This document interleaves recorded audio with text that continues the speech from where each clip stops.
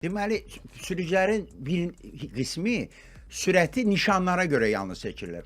60 yazılıb, 60 da gedirəm. 90 yazılıb, 90 da gedirəm. Məktəbin yanından keçirəm, heç bir işarə yoxdur. Deməli 60 da 60 dan gedirəm, oradan da uşaq çıxır. Bir balaca düşünmək lazımdır. Ümumiyyətlə, bilirsiniz necədir? Yolları analiz eləyə-elə sürmək lazımdır və yolları, ətraf mühiti, küçələri kitab kimi oxumaq lazımdır. Deməli, Bakı bir kitabdır. Küçələri onun bir səhifələridir. Amma adi kitabdan fərqli olaraq kitab dəyişmir də məzmunu. Bəli. Amma bu şəhərin küçələrində hər gün, hər saat, hər an məzmun dəyişir. Deməli, siz bu kitabı hər gün yenidən oxumalısınız.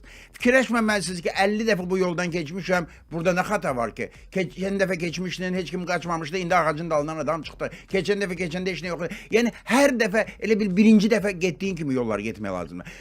Əsas səbəblərdən biri də insanları qəzaya salan sürətin düzgün seçilməməsidir. Təkcə yüksək sürət yox, eyni zamanda lazım olmayan yerdə yavaş sürətlə getməkdir. Aeroport yolunda sol zolaqda kimsə zəng eləyib, həyat yoldaşı zəng eləyib ki, pendir al. Nə pendir? Nə bilim, neçə kilo?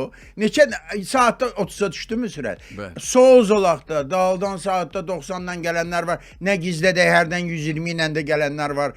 Bəli, bu da var. Düzdür. Bu da var. Belə İstər-istəməz sürəti seçə bilmirlər.